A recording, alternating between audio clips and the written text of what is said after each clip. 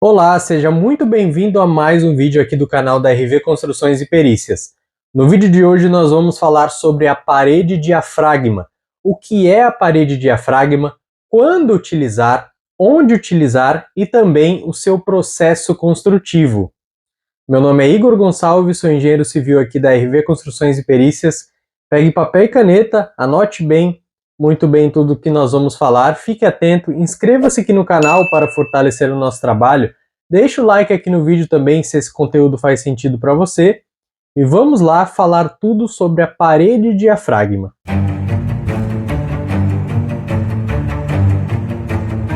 A parede diafragma nada mais é do que uma estrutura de contenção, ou ainda de interceptação hidráulica. Na verdade, é mais utilizado ainda para essa função de interceptação hidráulica. Mas o que é isso? Vamos supor que vamos construir um prédio de múltiplos pavimentos e que nesse prédio está previsto a construção de subsolos. E 4 subsolos, por exemplo, em que nós vamos ter que escavar cerca de 20 metros. Só que nessa escavação, nós constatamos no estudo do solo, na sondagem de solo, que vai ter água do lençol freático a 5, 10 metros de profundidade. Então, como é que nós vamos fazer a execução desse subsolo se nós vamos encontrar água no meio do caminho? É impossível, torna a execução inviável, por dois motivos. A primeira, justamente por quantidade de água ali na minha escavação. Eu vou alagar a minha escavação. E o segundo motivo é o carreamento do solo do vizinho. Quando eu estiver fazendo essa minha escavação, o solo do meu vizinho ele pode desmoronar para a minha escavação. E aí é problema para a minha escavação, mas principalmente também para as construções vizinhas. E todo esse processo de carreamento de solo, não só de solo também, mas também da água desse meu solo vizinho, acarreta variações de tensões no solo desse meu vizinho. Vamos supor que nós estamos tirando a água daquele meu solo vizinho.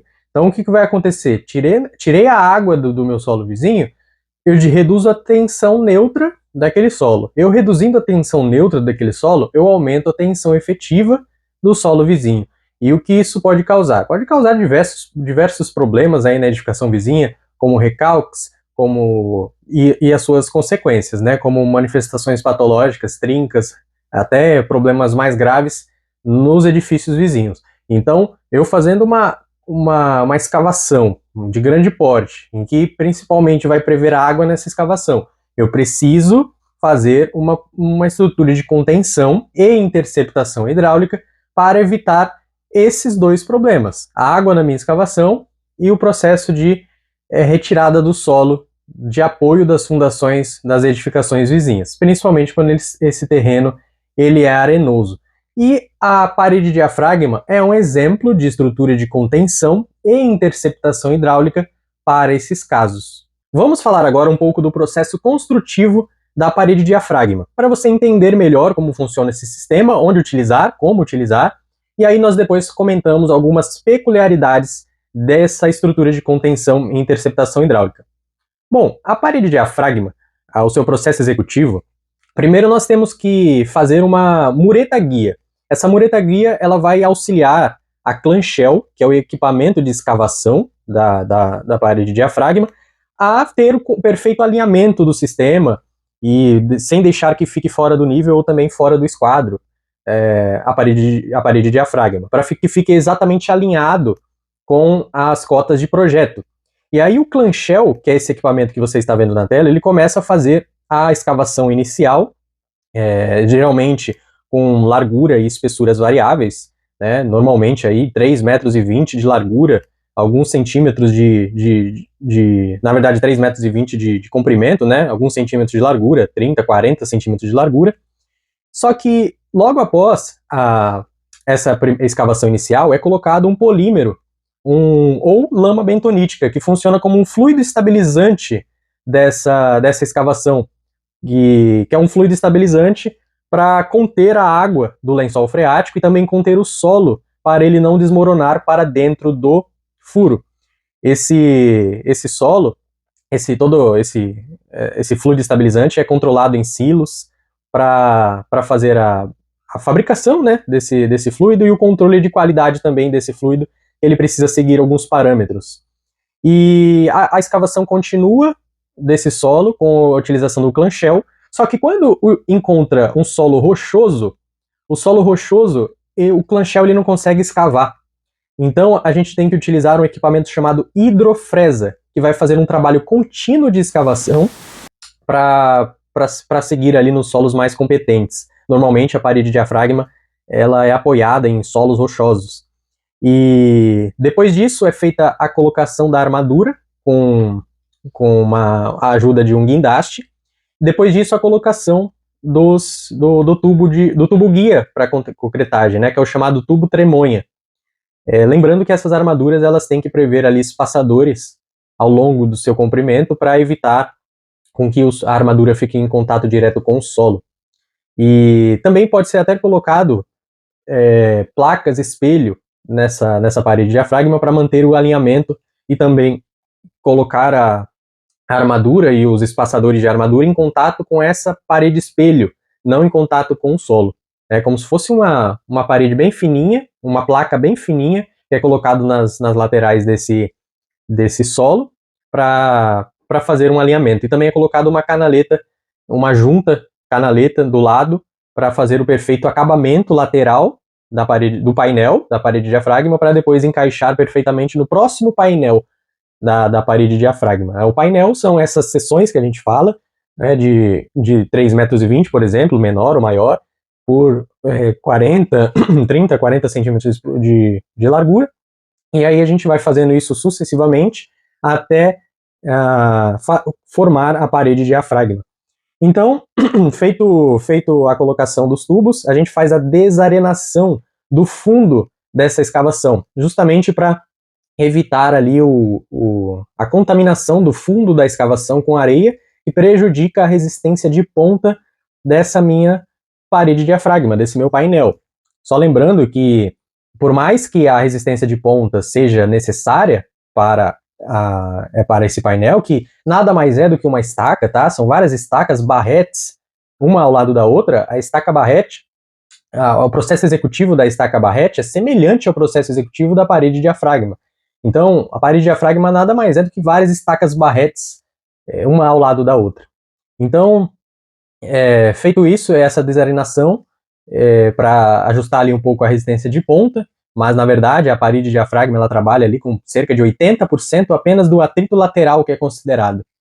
E após isso é feita a concretagem com o auxílio do tubo tremonha, e essa concretagem, à medida que ela vai sendo feita de baixo para cima, esse tubo tremonha ele desce até uma certa profundidade, não encosta no solo lá embaixo, ele faz o primeiro jato de concreto a pelo menos 1 metro, 1,5 metro de altura apenas, e depois a concretagem é feita inteiramente submersa. O tubo tremonha ele tende a submergir no concreto e ir subindo de maneira cautelosa para que não saia, o tubo tremonha fique sempre dentro do concreto para não criar juntas ali que podem prejudicar a estanqueidade do painel da parede de diafragma, que é uma das principais características desse sistema de contenção, é justamente a estanqueidade do sistema. Então você imagina, se você perde a estanqueidade por falta de uma boa continuidade do concreto, você tem ali uma junta mal feita. Então tem que tomar cuidado, o processo de concretagem tem que ser sempre contínuo e submerso. E à medida em que vai se concretando essa parede de diafragma, esse painel da parede de diafragma, a lama ela vai saindo, porque a lama ela é menos densa que o concreto. Então, à medida que o concreto ele vai sendo colocado para o fundo, a lama automaticamente vai subindo. Essa lama, então, ou polímero, né, eu estou falando do fluido estabilizante, ela tem que ser menos densa que o concreto e mais densa que o solo, justamente para ela fazer esse processo de subida.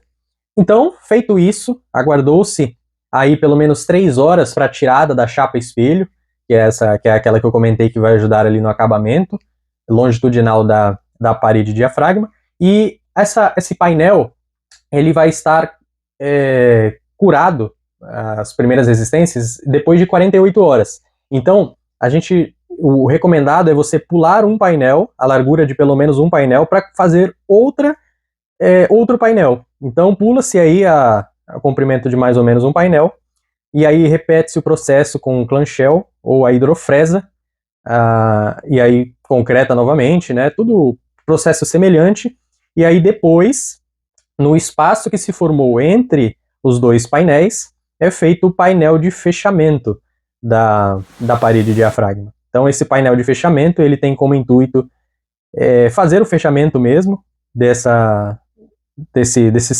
dois painéis, e aí já formar uma parede ali com 3 painéis. E esse é o processo executivo da parede diafragma. Você viu aí que o processo de execução da parede diafragma não é muito complicado. Claro que ele envolve suas variáveis, ele tem dificuldades construtivas, mas o processo executivo é bem tranquilo.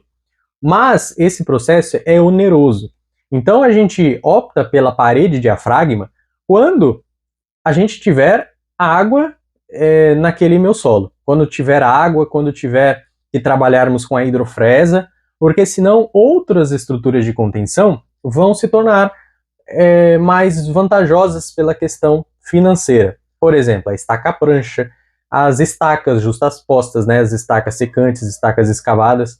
Então, a gente acaba optando por outra solução quando a gente não tem solo rochoso para trabalhar com a hidrofresa, e também quando não tem água naquela meia perfuração, quando não vai ser uma parede muito extensa, que a gente não vai precisar ali de toda essa estrutura que a parede diafragma nos fornece para executar essa estrutura de contenção. O fluido estabilizante, como eu comentei, pode ser tanto a lama bentonítica, também chamado de bentonita, ou então o polímero sintético. Na verdade, o polímero sintético ele é preferido por conta de questões ambientais que a lama bentonítica ela não atende. Mas caso for feita a escavação com a utilização de fluido estabilizante lama bentonítica, ela deve seguir alguns procedimentos. Lá na obra são colocados alguns silos onde essa lama é produzida e também feito um controle de qualidade dessa lama antes de ser utilizada e reaproveitada também, porque como você viu, a lama, após o processo de concretagem, ela sai, retorna aos silos para que possa ser utilizada em outro painel. A lama ela tem que ter uma densidade de 1,025 a 1,10 gramas por centímetro cúbico, uma viscosidade de 30 a 90 segundos, um pH de 7 a 11 e um teor de areia máximo de 3%, para atingir as questões normativas do polímero da lama bentonítica do fluido estabilizante, no caso. Então, quem vai ter essas regras vai ser a norma de lama bentonítica, da utilização da bentonita. A parede diafragma, apesar da complexidade do seu dimensionamento, desse processo executivo de grande porte, não tem norma da ABNT específica para a parede diafragma. Que são regras ali, instruções, orientações do Departamento de Estradas de Rodagem, o DER, que vai ali propor diretrizes. Agora, para a parede diafragma especificamente, não tem. O processo de dimensionamento da parede diafragma é semelhante ao processo de dimensionamento de uma estrutura de contenção qualquer. Nós vamos calcular ali os empuxos horizontais, tanto os empuxos ativos quanto os empuxos passivos. Nós vamos considerar ali a sobrecarga, principalmente a sobrecarga das edificações vizinhas, e nós vamos gerar os diagramas de momentos fletores para calcular a armadura. E, como eu disse, a parede diafragma nada mais é do que uma estaca barrete. Então, nós temos que levar em conta ali a resistência por atrito lateral, normalmente toma conta de 80% da resistência total da parede diafragma, o restante vai ser, obviamente, a resistência de ponta, e o processo de dimensionamento é basicamente o mesmo de uma cortina de contenção. E mais duas questões a serem comentadas. O concreto dessa parede diafragma, ele deve possuir um alto slump, ou seja, ele deve possuir uma ótima trabalhabilidade para que ele preencha todos os espaços desde o fundo até a superfície do painel da parede diafragma. Isso porque, como eu comentei, a parede diafragma ela funciona como interceptação hidráulica e deve ser totalmente estanque. Agora, se a gente já tiver falhas de concretagem e juntas mal feitas, a parede diafragma ela vai perder a funcionalidade dela de interceptação hidráulica. Já outro quesito é a questão do reaproveitamento da lama. A gente pode ter a lama reaproveitada, como eu comentei, mas em alguns casos também essa lama ela pode ser perdida. De repente a gente não consegue reaproveitar 100% dessa lama e ela tende a ficar ali na escavação por algum motivo e a gente tem a perda dessa lama. Então é isso, espero que você tenha gostado do vídeo de hoje e entendido um pouco mais sobre o processo construtivo da parede diafragma. Convido você a acompanhar-nos lá na nossa página do Instagram, @RV Construções e Perícias, para você acompanhar um pouco mais de perto nossos trabalhos, conhecer o nosso processo de consultoria, nosso projeto de consultoria, em que nós te ajudamos, nós te auxiliamos no que você precisar, seja numa obra, seja num projeto, num laudo, o que você estiver precisando de ajuda em relação à engenharia, entre em contato conosco, o nosso formulário de consultoria está aqui abaixo na descrição. Nossa equipe vai entrar em contato com você para agendar a nossa consultoria para a gente sanar as suas dúvidas. E claro, não se esqueça de se inscrever aqui no nosso canal do YouTube, isso é muito importante para a gente. Deixa o seu like também se esse conteúdo te ajudou ou fez sentido para você. E não deixe de nos acompanhar também na RVCast, que é o podcast próprio aqui da empresa, disponível lá no Spotify e também aqui no YouTube. Então, muito obrigado por nos acompanhar e nos vemos no próximo vídeo.